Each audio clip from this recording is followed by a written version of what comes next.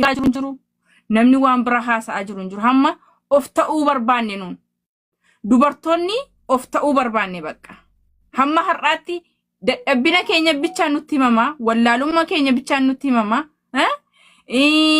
iddoon taane dhaabattu waan hin taane hojjettu akkas taatu malee hamma har'aatti dandeettiin keenya gadi hin baane dandeettiin ijoollee mana arabaa jirtu gadi hin baane mee dandeettii keenya gadi baafachuu barbaanne akka jabduu taane akka beektuu taane akka dandeessuu taane gadi baafachuu barbaanne jenneetu ustaazotas iyyanne feemosota keenyattis iyyanne namni feemosota keessaa nu dhage nama lama sadiidha tokkoffaa obboleessa keenya kabajamaa yeroo hundumaayyuu nurraa nafne haadhas abbaas ta'e nu faana dhaabbatu rabbi hammas umrii isaa nuuf haa dheeressu rabbi humaa isaayyuu nuun aggeessisiini mubaarakidha itti aansuudhaan obboleettii keenya lulaadha tokkos immoo ustaazonni keenya as keessa jiru mastarfaa jira hedduu haa galatoomanii nu faana dadhabaa jiru haa ta'u malee kanadha nun kan barbaanne nu waan biraa booddeeyyuu inshaallah bi'iznillah itti fufna garuu hammaaf of dhaabuu barbaanne gurmaa'uu barbaanne ijoolleen biyya arabaa yemadaam qimamii ta'uurraa gara madaamiitti of jijjiiruuf gurmaa'uu qabna tokkummaa keenya agarsiisuu qabna jabeenya keenya agarsiisuu qabna sanaa booda nunuyyuu waan goonu mari'annee siniif gadi baasna sinii galee miti kanaa booda nyaatamuurraas boo'icharraas heeruman taane heerumuudhaanis iddoon taane dhaabachuudhaanis walaa sassaabnee walaa gorfannu olaa deebinee wal gorfannee gadi haa baanu mee namni waa'ee keenya waan gaarii haa haasa'u waa'ee keenya jabina keenya haa haasa'an mee of jijjiirree jaroota nu tuffatan kanatti gadi of baasna haala bareedaadhaan mee gurmaa'uun waan baay'ee bareecha goondaanuu jedhani gurmoofnaan waan laga ceete moo maal jedhan yoo nu waliin wal gurmeessinee jenni waan baay'ee bareechina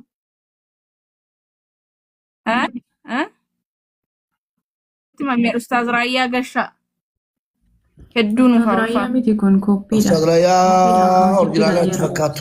waan mangistii gaafannus waan ummata keenya gaafannus mee walaa gurmeessinu awwalshee nunumtiyyuu iddoo tokkotti walaa gurmeessinu yemadaam qimamnuun jettaniko baharaatii fi kororimaaf jinjibila faana wal nu qexxeessitani hamma immoo madaamii mataa keenyaa taana mee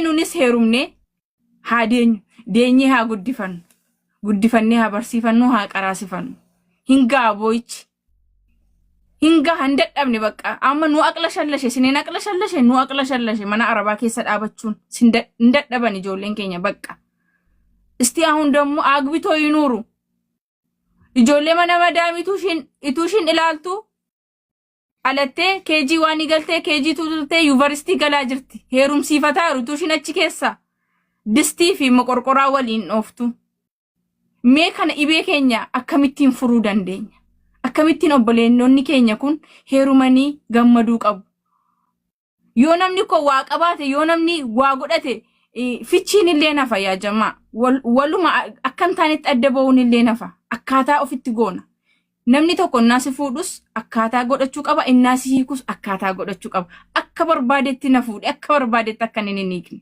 ijoollee keenyaaf ta'uu qabna sagalee ta'uu fi qabna namoonni kaleessa biyya arabaatti durba ergatanii mana ijaarsifatanii ka'anii niitii biraatti fuudhaa jiranii maaliif zimji'amee ilaalama nun biyyan qabnu nun seeran qabnu ishiin asii dadhabdee niitiin biraa keessa jiraatti obboleessoo intalli jaallattee niitiitti fuudhennaa galu maaf nun zim jenna qabaleen biyya keenya keessa hin jiru higgiin hin jiru maaf zim jedhamna yoo qabaleen nun dideenuun asirraatti tsaafsifanne waan barbaanneen higgaawwiidhaan gaafachuu dandeenya yoo kam taane yoo tokko taane yoo inshuraansii mataa keenyaa qabaanne makiinaa tokko bitaniiyyuu oofuu dura inshuraansii fudhata namni akka bitatee inshuraansii fudhata yoo adagaan tokko irra gahe adagaa sana akka wanti sun isa danda'uuf kanaafu yaa jamaatal keer walaa taanu nu wal taanaan mootummaafis kabajaadha biyyaafis kabajaadha nuufis kabajaadha abbaa manaa keenyaaf obboleessa keenyaaf biyya keenyaafis kabajaadha intalli biyya arabaa tokko heerumtee biyyatti galtee suuqii banattee makiinaa oofaa jirtu argitanii beektu. Ijoollee ishii makiina gabbina kaa'atte yookaan immoo duubaan naqattee mana barumsaatti buusaartu argaartu argaan jiru. Ishumatu gubata, ishumatu boo'a, galtee yoo heerumtes as teessee gad ergiti. Yoo ergite mucaashiitiif namni seeraan nyaatee obaasu iyyuu hin jiru. Warri haati biran jirre ilmoon ishee amma ilmoon qaba jennaan nuun. Ilmoon keenya koo akkan taanetti nu jalaa guddataa jirti. Akkan taanetti rukutamaa, akkan taanetti dhahamaa, akkan taane nu jalaa ta'aa jirti ilmoo keenya. Ittiin gaafatamnu nuun bor.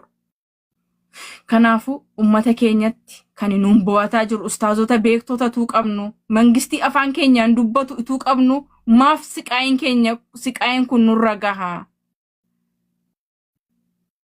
Ituu dubartii immi dubartoota Adaanech Abbabee taate beektuu biyya keessaa ituu qabnu, dubartoonni haala kana innaa miidhamtu akkamittiin zimnu jalaade maaf inni iyyannu. Yoo nun iyyanne immoo gadi bahanii mala nuu malu. Waan hundumaayyuu nuu mijeessu, waan hundumaayyuu nuu toshu.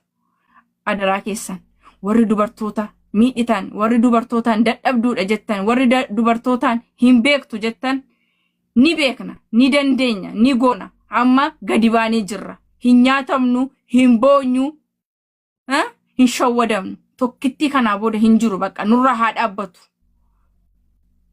Akkasin siniin jedha as keessa yoo lulaan jiraatte itti hafuftu hawwiin illee jirti maastar. Lulaan neetworkiin qabdu fakkaata. Galcheen hin ture hin buute ammallee. Waan qabdan isin waan silaa godhan Oromiyaallee Itoophiyaallee waan hunda bira dhaabattan amma immoo carraan keessan carraa kan ammoo itti fayyadamuu qabu amma isintu wal ijaaree waan barbaadan gaafachuu abbaa biyyaa kan taatan isin mirga abbaa biyyummaa kan deeffatu isin mirga rabbi uumamaan isinii kenne kan ofirraa buuse isin amma wal taatanii beeytota qabna piroofeesara qabna shamarratu hedduu namoota jajjaba qabna shamarra dhugaa dubbachuudhaaf. Garuu kushiinaa ambaattu jabinna keessaa isin baasu santu na dhagahamu. Araboon isin jala hojjetartan hanga keessan beekamtii fi hanga keessan kaayoo jireenyaa hin qabdu ture. Kan isin ajaju nama kutaa takka kutaa lamaan baranne. Shamarran teena doktoroota achi keessa jira, piroofeesara jira, nama yuunivarsiitii baratee mastarummaa digirii 2-3 qabuttu biyya Arabaa keessa hojjetaa. Nadaafaa hojjetaa jirtan. Sa'aatii 24 achi dheessa dhaabattanii arraba maartan. Yeroo Ramadaanaa keessatti ganama Ramadaanaan ooltanii halkan kushiinaa dhaabataa bultan. Osoo dhibamtan, osoo operaasiin ofirraa qabdan manana qulqullina namaa keessa hojjetaa jirtan. Kana namni illee hin beeka, rabbi illee hin beeka, isin illee hin beektan.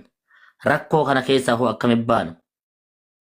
Shamarran teenya waggaa 16 osoo hin geenye, 17 osoo hin geenye umrii ofii 30 biyyaan baatii lakkoofsisiifti. Gabrummaa kana jala akkamiin dhaabachuu dandeettan? Mirgi akka Afrikaatitti akka addunyaatitti mirgi gadi bu'aan shamarran teenya keessa jira. Biyya keessattis ta'e biyyaan baatis ta'e shamarran bakka hin qabdu. Kanas mootummaan Itoophiyaa waamicha shamarran keenya dhagahee Shimallis Abdiisaas ta'e Adaanech Abbabaa ta'e Dr. Abiy ta'e olumaa akka namna karaa Abbaa Mancaa manguddoon keenya gurguddoon keenya shamarran teenyaaf mirga abbaa biyyummaa waamicha namummaa waamicha kabajaa waamicha jaalalaa waamicha hawaasummaa